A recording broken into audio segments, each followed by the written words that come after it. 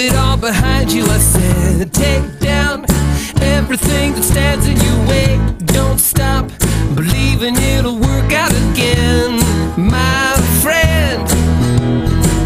Stand out and be a part of everything good. Wake up, you're gonna be all that you should. Try out all the things you always wanted to be. You'll see, 'cause I know what I know, that you've got it in you, and I see that you are a winner. Hi. Okay, so here I am with these bifocal lenses. Not sure if it makes my eyes look any different or not. I know that wearing glasses makes my eyes look really small. Something to do with the fact that I'm nearsighted. So anyway, wanted to make a short video. I saw this article on Facebook. Pope Francis calls abortion and assisted suicide a sin against God. I find it interesting that he considers abortion a sin against God, because in the Bible you see so many times God committing wholesale massacre of babies and unborn fetuses. You know, the one that gets me is where he commands pregnant women be cut open with swords. Doesn't sound like a God who's against abortion to me.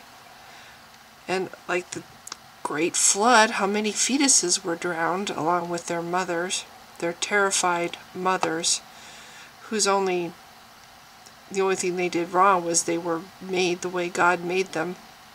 You know. But anyway, we could go on a whole different thing about the fact that God makes things flawed on purpose and then punishes them for being flawed. No, let's see. Vatican City, Pope Francis has warned doctors. Yes, because doctors are really curious, really concerned about what a religion thinks. And ethicists on several hot-button social issues attacking abortion. In a day when our planet is grossly overpopulated, let's attack abortion. Let's attack embryonic stem cell research. Never mind the fact that it could give quality of life to people who are, you know, have serious injury or illness. And euthanasia is playing with life and a sin against God. You know, that being that's completely and totally unprovable. Nobody's found a single shred of evidence, testable evidence, to show a God even exists. But we're just going to assume that a God exists and attack things like abortion, embryonic stem cell research, two things right there that give quality of life to human beings, and euthanasia. Again, quality of life. Isn't quality of life important? Quality of life. I think euthanasia, as somebody who doesn't want to die in excruciating agony, somebody who wants to go out on their own terms, that qualifies as quality of life too. As a sin against God, you know, this thing that's totally unproven to exist. It's a sin against God, and you should warn doctors. You know, it's good that the doctors are warned that this imaginary being could possibly be upset about this. In a strongly worded address that marked a departure for a pope who tends to focus more on social justice issues, you know, I was starting to have this little tiny bit of respect for this pope. Just a little bit, unlike all the others. But the respect is just, you know, flown out the window. Yeah, Francis denounced what he called the false sense of compassion that was used to promote abortion and those who regarded euthanasia as an act of dignity.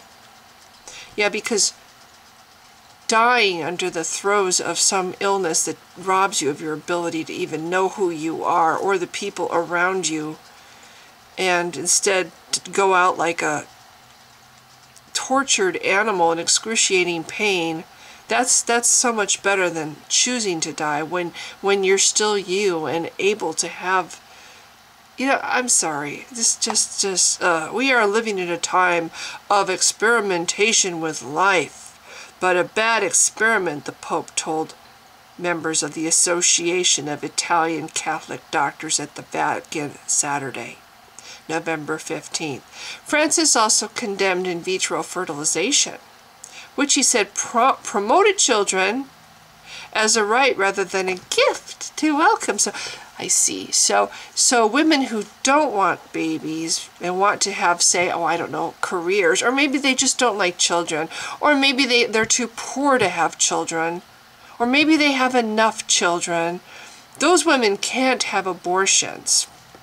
But women who desperately want children but can't, in vitro fertilization is wrong too, because it's supposed to be a gift. I see. So if women can't get this gift naturally, they can't take advantage of artificial innovation to try to help themselves get the baby they desperately want. So yes, we're pro-life up to a point. It's like, oh, an embryonic stem cell research which used human beings as guinea pigs to presumably save others. Human beings? It's goo. It's not human beings, it's goo. You know, every day people shed so much of their skin. That's what most of, you know, that stuff you see floating around that gathers on stuff, it's called dust. A large percentage of that is skin, human cells, hair, dead human cells. Seriously, stem cell research is not something that can turn into a baby. It's just goo. Oh, but that's a human being. Using human beings to presumably save others. Not presumably. Yes, to save. Yes, to bring quality of life to somebody who needs it. This is playing with life, he said. Be careful, because this is a sin against the Creator. Is it?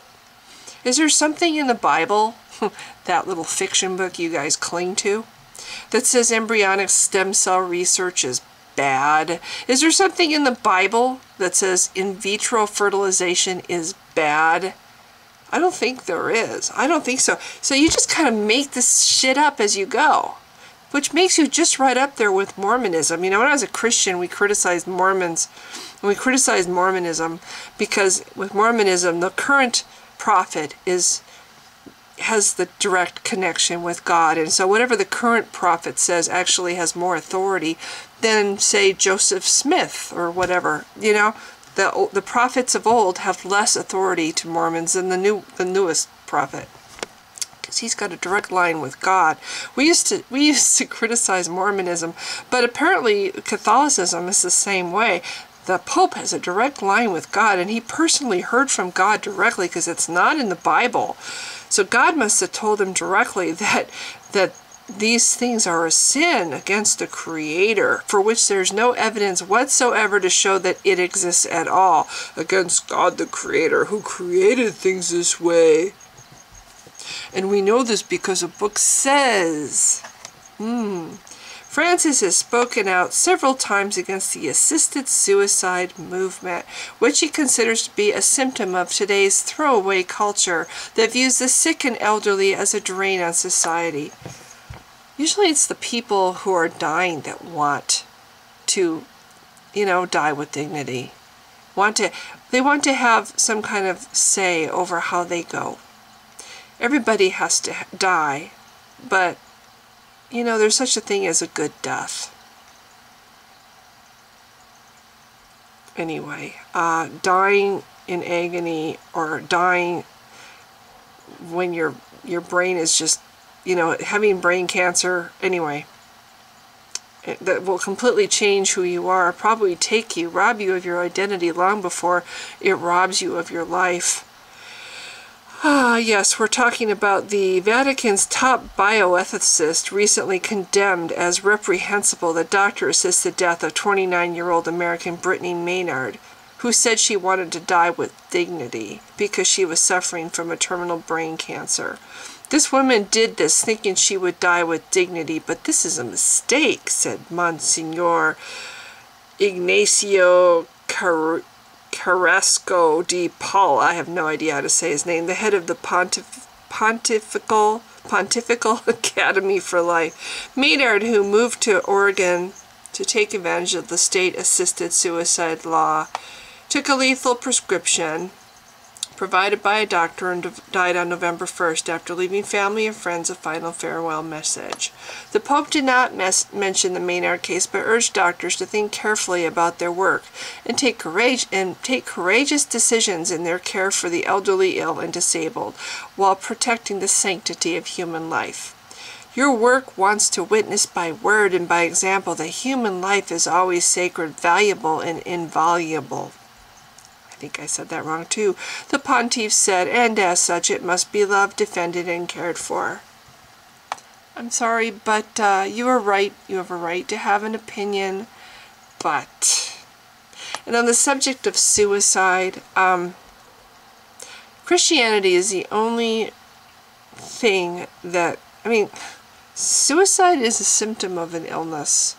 Depression is an illness, and suicide is a symptom of that illness. Christianity says to somebody who committed suicide that they're going to burn in hell forever. They're going to be punished for succumbing to an illness, in other words.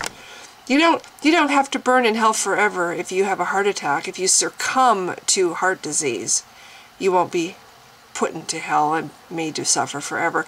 But if you succumb to depression, i.e. you commit suicide, which is really a symptom of your illness, you will be punished forever for being sick. Yeah, that's what Christianity says, or at least a lot of Christians believe, that if you commit suicide, you're going to hell.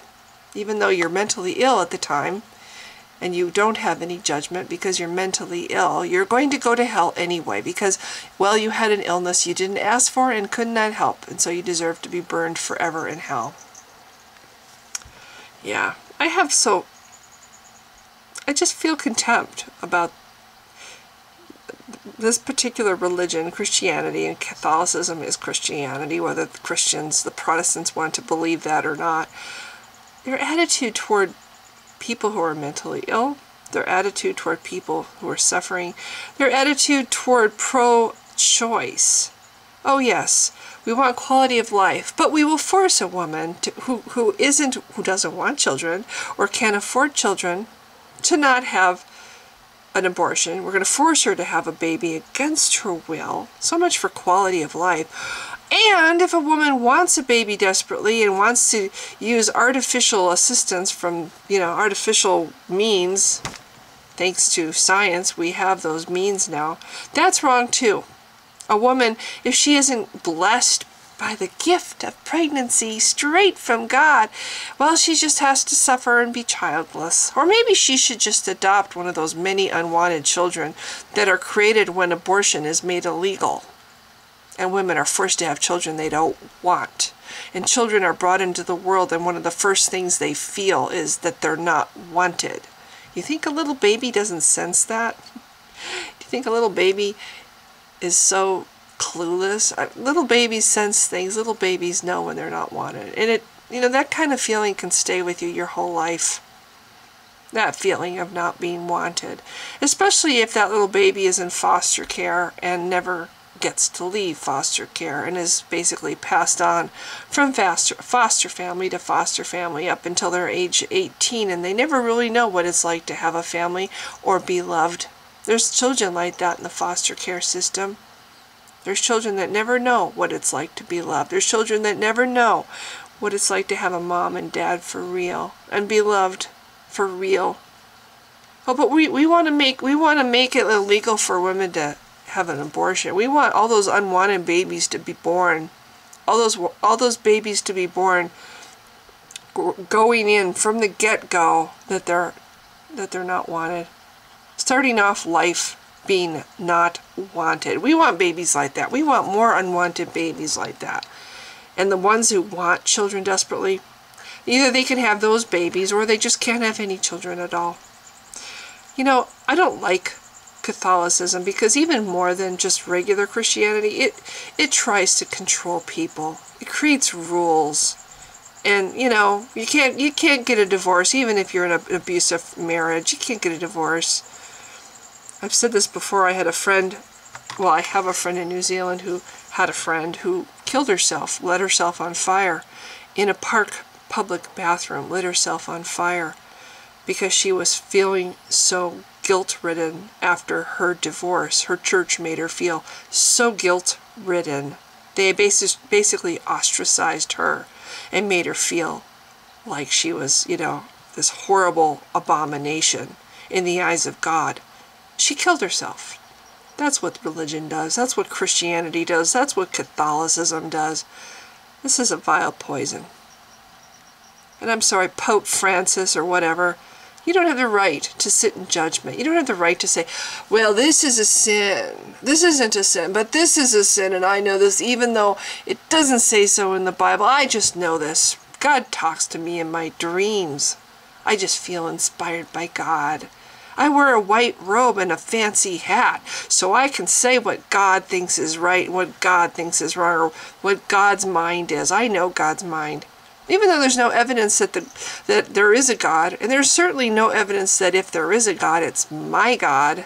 No evidence at all. Oh, but I know God's mind. I can tell you, this is wrong. Oh, but that's okay. Just, you know, keep it. Yeah. But that right there, that's really wrong. God says so. I just know he says so. I just know, you know, that's how I feel. And I must be I must be getting it straight from God, because I have a white robe and a hat and a fancy title. People. I'm sorry. So that's all. I just wanted to have a little rant. I think, again, the day that we don't have these religions, these cults controlling us, trying to control us, trying to take our rights away, trying to say who has value and who doesn't have value, trying to say that we shouldn't be able to control how we die, try to cling to some kind of dignity in death. People who think that they can control other people's lives through guilt, through false teachings from a false book. The sooner that the whole thing is gotten rid of from our society, the better. I just wish there was a way. You know, the only way we have is to just continue to put books out there like Nailed. Books out there that say, look, there's no evidence for any of this. There's only evidence to show it's fiction. You know, you can't argue against the delusion. But once you show them clearly that it is fiction, that everything they base their beliefs on is fiction, how can you continue believing after that? That's how my belief was undone. It wasn't because an atheist had a convincing argument. It was because I uncovered the horrible truth that everything I believed was based on fiction. Fiction. You know? It's like fervently believing in the lawgiver, and then finding out there really isn't a ape city and you know, I mean, it's fiction. So anyway, this is another mini rant. And yeah, I can actually see the computer. It's kind of good. So anyway, if you've been watching, thanks again. Bye. I am absolutely convinced that the main source of hatred in the world is religion. And I think it should be religion treated with ridicule and hatred and contempt. Share the same weather, winter or summer, May or September, the 4th of whenever, it's better together. Let's get together. Home is where